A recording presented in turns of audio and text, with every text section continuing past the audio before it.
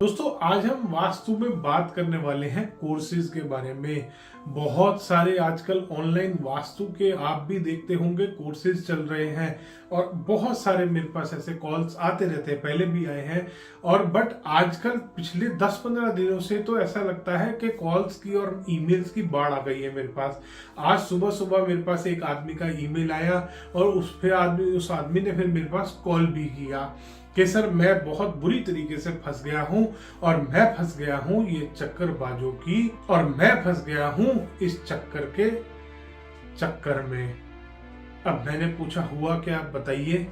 Email में उन्होंने थोड़ा थोड़ा लिखा था कि मैंने 3-4 मेरे गुरु रहे हैं, 3-4 गुरुओं से मैंने सीखा शायद, और हर बार इस उम्मीद में सीखा मैंने वास्तु कि अब मुझे रियल वास्तु सीखने को मिलेगा। बट मेरा हुआ क्या, मैं बन गया सर एजेंट।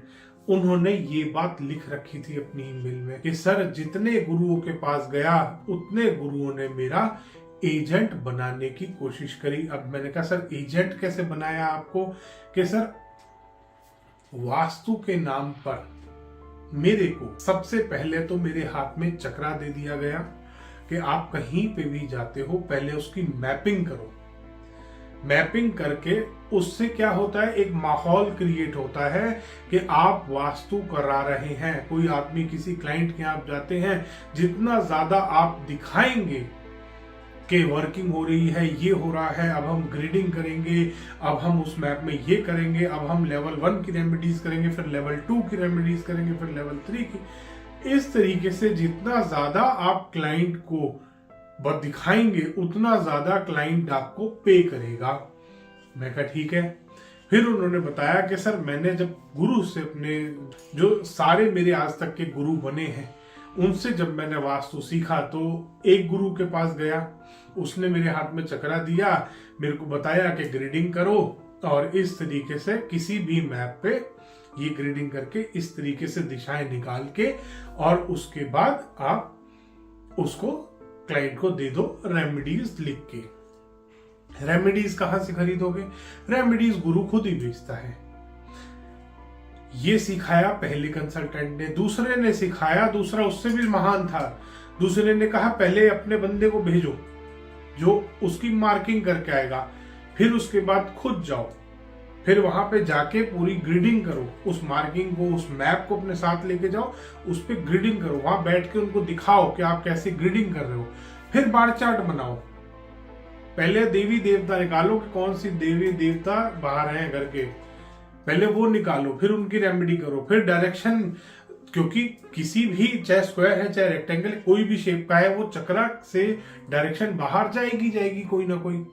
अब वो जो चक्रा से बाहर जा रही है, चक्रा के अंदर जो आ रही है, उन सबको लेवल करने के लिए भी रेमेडी करो। वास्तु तो कर ही रहे हो, क्योंकि चक्रा के बाहर जो भी डायरेक्शंस आएंगी, मान लीजिए एक स्ट्रेट प्लॉट है तो नॉर्थ तो 0-0 आ गया, नॉर्थ ईस्ट बढ़ा हुआ दिखाएगा चक्रा में। तो उन्होंने क्या करा कि गुरु ने बताया कि इस तरीके से पहले बार चार्ट बनाओ देवी देवता का, फिर बार चार्ट बनाओ सारी डायरेक्शंस का, फिर बार चार्ट बनाओ घर का, और सारी रेमेडीज फिर उनको बेचो। रेमेडीज कितने की है, रेमेडीज 5,000, 10,000, एक प्रोडक्ट 5-10,000 का मिनिमम। उन्होंने बताया कि सर मिनिमम 1.5 से 2 लाख रुपए का बिल हर घर में बनाते ही हैं हम। फिर मिला तीसरा गुरु, वो सबका बाप था। उसने कहा पहले तो जाने की फीस 10 लाख लो। उस गुरु ने सिखाया उनको कि पहले तो जाने का ही 10 लाख मांगो, उसी से वैल्यू बनती है, वरना तुम्हें लोग कुछ समझेंगे नहीं। जब तक तुम ये नहीं दिखाओगे कि तुम कितने बड़े हो, कौन बुला रहा है कौन नहीं बुला रहा कौन जानता है, बस एक अपने आप को बड़ा दिखाओ। उस गुरु ने पहली चीज ये सिखाई वास्तु में। अभी वास्तु की भी बात करेंगे कि ओरिजिनल वास्तु होता क्या है, कैसे काम करता है, क्या होता है। तो तीसरे गुरु, वो सबसे बड़ा गुरु था, वो सबसे बड़ा गुरु घंटाल निकला।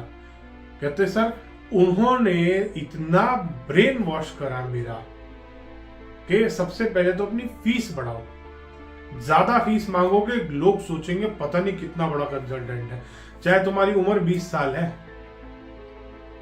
तो उसके बाद फीस बढ़ाओ, उसके बाद आगे वहां जाके इतना ज्यादा 2-3 लोगों को अपने साथ लेके जाओ, टीम लेके चलो और पता नहीं क्या क्या वहां पे जाके उनके घर पे वास्तु करो मत करो, शो ऑफ पूरा करो कि वास्तु हो रहा है। तो ये इस तरीके से मैंने तीसरा वास्तु सीखा। तो मैंने उनसे लास्ट में एक बात पूछी, मैंने कहा आपने बेसिकली फिर, कहते सर मैं एजेंट बन के रह गया, जैसे इंश्योरेंस वाले बेचते हैं बेचारे, प्रॉपर्टी वाले होते हैं, मैं भी वही बन गया, मैं वास्तु का एजेंट बन गया कि ये चक्रा लगाया, लगा के मैं अपने गुरु की रेमेडी बेच रहा हूं। ये वही सिस्टम है दोस्तों जो आजकल इंडिया में हर आदमी चला रहा है। एजेंट बनाता है अपने नीचे, अपने स्टूडेंट, एक स्टूडेंट के नाम पे एजेंट बना रहे हैं वास्तु कंसल्टेंट और अपनी रेमेडीज बेच रहे हैं, उनकी बढ़िया दुकान चल रही है। और दोस्तों आधे से ज्यादा तो मैं मतलब ठीक है मैं डिस्क्लोज नहीं करता, आधे से ज्यादा ये जो चक्रा वाले कंसल्टेंट है इनके अपने घर भी टूटे पड़े हैं। एक बहुत अंदर की बात बता रहा हूं मैं आपको, आधे से कंसल्टेंट ऐसे हैं जिनकी बीवियां छोड़ के जा चुकी हैं, अपने घर में सुख शांति तो ला नहीं पाएंगे, दूसरे के घर को क्या ठीक करेंगे। शर्म आनी चाहिए इन कंसल्टेंट्स को खुद के ऊपर कि तुम अपने घर को तो, अपनी किस्मत को तो थोड़ा सुधार लो, अपने रिलेशन तो बचा लो, दूसरों के रिलेशंस तुम ठीक कराने जा रहे हो, वास्तु कर रहे हो, तुम करोड़ों रुपए फीस चार्ज कर रहे हो, ले लो, करोड़ों भी मिलते हैं। खैर अब बात करते दोस्तों असली वास्तु होता क्या है। दोस्तों असली वास्तु एक, और हाँ मेरे पास एक और बहुत ज्यादा आता है, ईमेल भी आती, कमेंट भी आती है। मेरे को एक आदमी ने लिखा कि सर कंपास भी तो गोल होता है। तो उन वास्तु कंसल्टेंट, उन अनपढ़ लोगों से मैं ये बात बोलूंगा कि कंपास जिस दिन बना, वास्तु शास्त्र उससे बहुत कई हजार साल पुराना है। जब कंपास बना उससे कई हजार साल पहले से वास्तु चलता आ रहा है। वास्तु में उस टाइम भी दिशाएं देखी जाती थी और वास्तु में आज भी दिशाएं देखी जाती हैं। एक कंपास से सुविधा हुई है, दिशाएं देखने में आसानी होती है। वास्तु कंपास पे बेस्ड साइंस नहीं है, वास्तु कंपास से बेस पे नहीं चलता, वास्तु काम नहीं करता कंपास के बेसिस पे।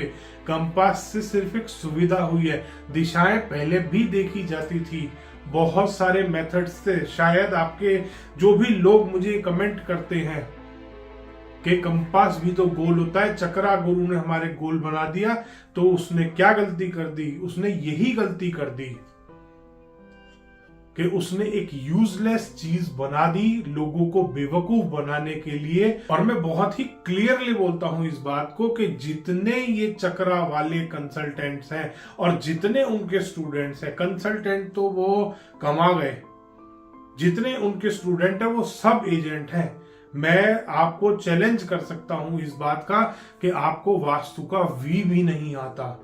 और हाँ ये बात सच है, अपने मन से पूछना कभी कि तुम्हें क्या सच में वास्तु आता है। वास्तु शास्त्र जिस टाइम लिखा गया था उस टाइम रेमेडीज भी थी। राजा भोज की एक बुक है वास्तु की, जो राजा भोज ने वास्तु की अपना एक बुक जो लिखवाई थी, उसमें रेमेडीज का भी विवरण दिया है। बट वास्तु में रेमेडीज जो इस्तेमाल होती है वो ये रेमेडीज नहीं है जो आज बिक रही हैं वास्तु के नाम पे, जो आपको तलवार, चेस बोर्ड और घोड़े, गधे, पता नहीं क्या क्या बेचा जा रहा है वास्तु शास्त्र के नाम पे। ये रेमेडीज कभी भी नहीं थी वास्तु में, ना ये आज है। ये जो प्लास्टिक का सामान बेचा जा रहा है आपको, ये जो टेपें बेची जा रही है वास्तु शास्त्र के नाम पे, प्लास्टिक से दुनिया दूर भाग रही है, प्लास्टिक की ही टेप लगवा रहे हैं। अब शायद एक दो कंसल्टेंट ने कहानी मेरी बार बार सुन के बातें चेंज कर दिया है, उसने स्ट्रिप बोलना स्टार्ट कर दिया है और वो स्ट्रिप टेप नहीं लगवा रहा, वो शुगर है उसका, वरना हरे रंग की टेप लगा लो टॉयलेट के आसपास। दोस्तों नेगेटिव होता है प्लास्टिक का घर में इस्तेमाल करना। कभी भी आप एनर्जीज चेक कर लेना, प्लास्टिक की टेप की 0 आती है।